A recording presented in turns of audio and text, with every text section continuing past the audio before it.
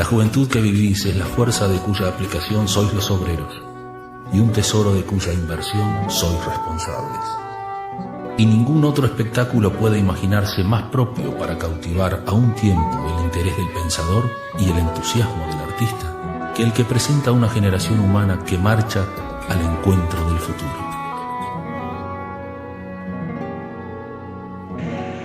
Notas Culturales, en su permanente defensa de los valores intelectuales uruguayos, recuerda a José Enrique Rodó.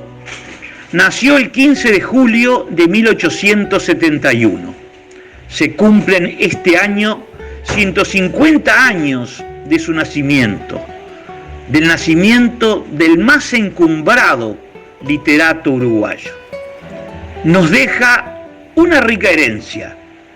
Nos deja la importancia de la defensa de los valores democráticos, nos deja la defensa y la idea de una educación que no sea meramente especializada y utilitaria, nos deja el amor y el desinterés como guía político, nos deja también la apelación al cultivo de nuestra interioridad.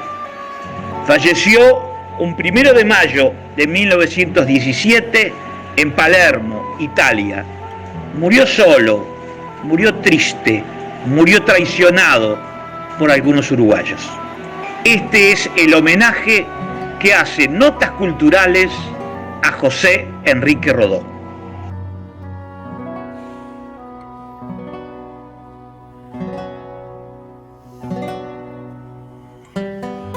Estimados amigos, nuevamente, a través de Notas Culturales, cumplimos con el objetivo de recordar los grandes personajes de nuestra historia. En este caso, vamos a recordar a José Enrique Rodó, que nació un 15 de julio de 1871, siendo este sus 150 años de nacimiento. Al hablar de Rodó hablamos de un periodista, de un literato, de un político, de un escritor, del creador del arielismo. Hablamos del gran defensor de la civilización occidental, aquella civilización que sumaba en sí las tres grandes corrientes: el clasicismo griego, las formas jurídico-romanas y la moral judeo-cristiana llegada al mundo hace más de 21 siglos. No fue un caudillo, fue colorado, pero no fue ballista. Es una figura difícil de definir. Sin embargo, su proceder lo hizo ser la figura más importante en un periodo en el cual el Uruguay era dirigido por el vallismo. Fue el gran opositor a José Valle y Ordóñez por sus ideas, aún siendo colorado. Pero el desarrollo de la figura de José Enrique Rodó va a ser examinada exhaustivamente por tres docentes que hemos seleccionado que tienen pleno conocimiento del personaje. El profesor Jorge Roqueta, la profesora María Graciela Abril y la maestra Patricia Grisolia. Ellos desarrollarán el tema de este gran hombre que merece ser recordado, no solo por sus 150 años, sino por su conducta, su trayectoria y todo lo que le ha dejado al Uruguay de hoy. Me invitan gentilmente a hablar algo en recuerdo de José Enrique Rodó. ¿Y qué decir? Se me viene como primera reflexión a la mente llamarlo uno de los grandes olvidados, escritor y a su vez filósofo eximio, que dada su obra lo colocan a la par de la galería de autores insignes uruguayos como Delmira Agustini, Juana de Ibarburú, María Eugenia y Carlos Bá Ferreira, Herrera y Reisig y tantos otros, y a su vez con cualidades y valores innegables que lo colocan a la par de las grandes letras hispanoamericanas como las de un José Martí, Julio Cortázar, Vargas Llosa, García Márquez y una larga lista. Analizar o recordar a Rodó no es cosa fácil, y menos elegir alguna de sus obras para modestamente esgrimir algún comentario. Básica y esencialmente, recordarlo como un autor que en los tiempos del 1900 fue precursor de una letra dirigida magistralmente en la mayoría de su obra hacia la juventud, y a su vez solapada, pero claramente, recurriendo a ese concepto pocas veces entendido llamado resiliencia, la capacidad de transformación, de levantarse de una caída y de retomar las fuerzas espirituales para la superación ante situaciones adversas. En Mirando jugar a un niño, la clásica parábola de la copa de cristal, nos trae el análisis exquisito de ese niño que al jugar arrancando melodiosos sonidos de una copa, cuando opta por llenarla con arena, deja caer sus lágrimas por la desazón y la tristeza de no escuchar más los sonidos del cristal, pero que en su inspiración reparadora del dolor, coloca una flor en la copa, transformando así un nuevo motivo de admiración a la belleza, y eso es resiliencia del espíritu. En Ariel encontramos un texto breve, pero de gran contenido filosófico y pedagógico, dirigido una vez más a la juventud hispanoamericana. Y ahí Rodó lanza una temprana y visionaria alerta sobre lo nocivo del materialismo e insta a recuperar los valores espirituales, retrotrayéndose a desempolvar los preceptos de la Grecia clásica como cuna de nuestra filosofía y cultura, propugnando a su vez a que todos, sin excepción, accedan a las ramas del saber.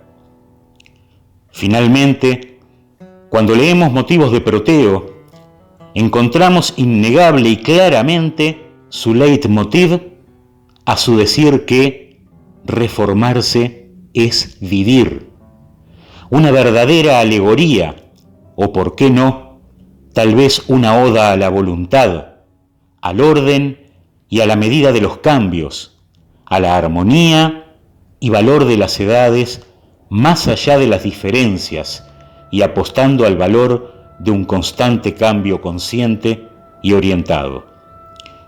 No es Rodó un autor para comparar, pero en el espectro riquísimo de la literatura universal, su legado y pluma muchas veces juega y se desliza delicadamente un tímido roce con las alegorías a la vida y a la belleza de Aquel platero y yo de Juan Ramón Jiménez, o por qué no, con el espíritu de aquellos cantos de vida y esperanza del gran Rubén Darío. Solo y finalmente decir, por favor, rescatemos y no olvidemos a Rodó. El rescate de su lectura es sin duda una caricia al alma y a los sueños de la juventud. Conocido mundialmente por su nivel cultural, respetado, estudiado en muchas universidades del mundo y que nos dejó ideas muy importantes, renovadoras y totalmente increíbles para su época. Creo que se ha destacado tanto en el aspecto político como en el cultural. Si me pongo a pensar primero en el aspecto político, yo señalaría 3 aspectos fundamentales, creo, para la época.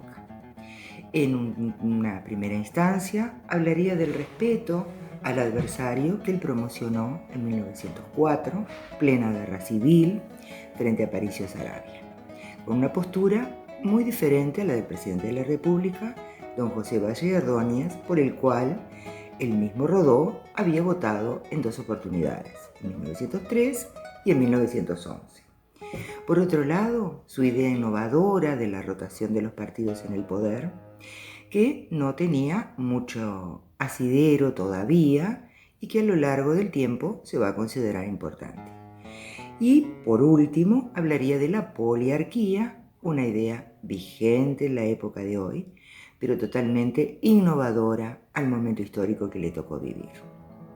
No solamente en el campo político, Rodó fue una figura cumbre, también lo fue en el cultural literario.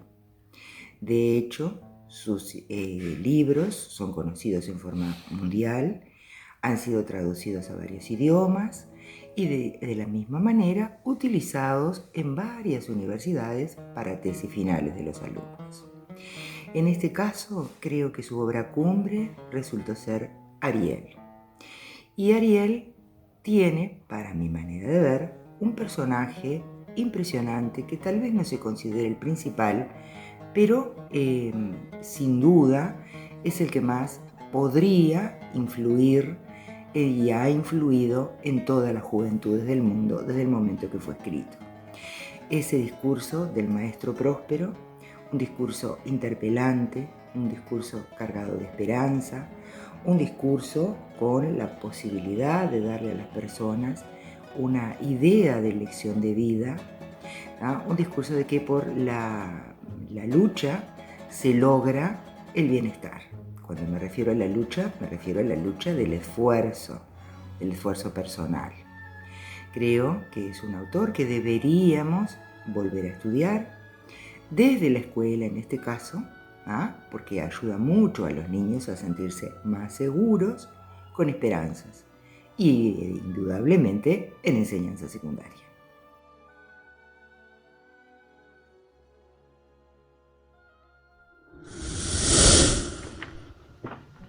Este año se cumplen 150 años del nacimiento de José Enrique Rodó, maestro de maestros.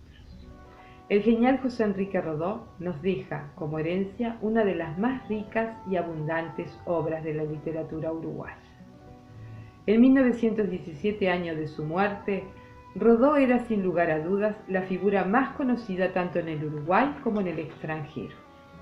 De la promoción literaria que fue identificada por la crítica como la generación del 900.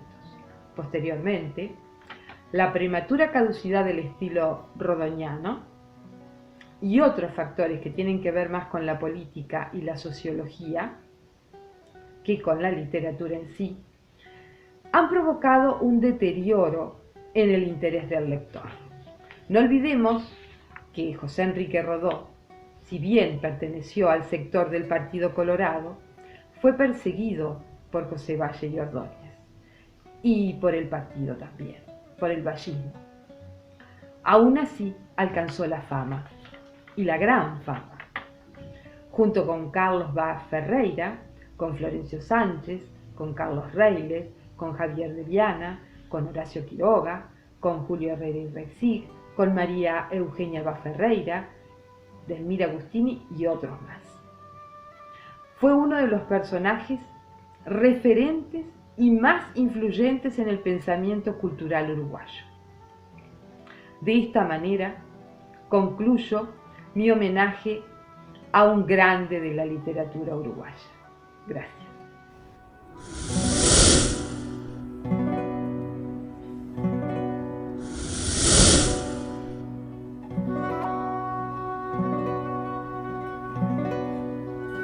Es verdad que vosotros tenéis más riqueza económica, más orden político, más energía práctica, más poder ante el mundo, pero nosotros poseemos en más alto grado y queremos depurar y acrecentar aquellas virtudes espirituales de la cultura que son la verdadera y superior finalidad del hombre y que constituyen la herencia preciosa de nuestra tradición humanista.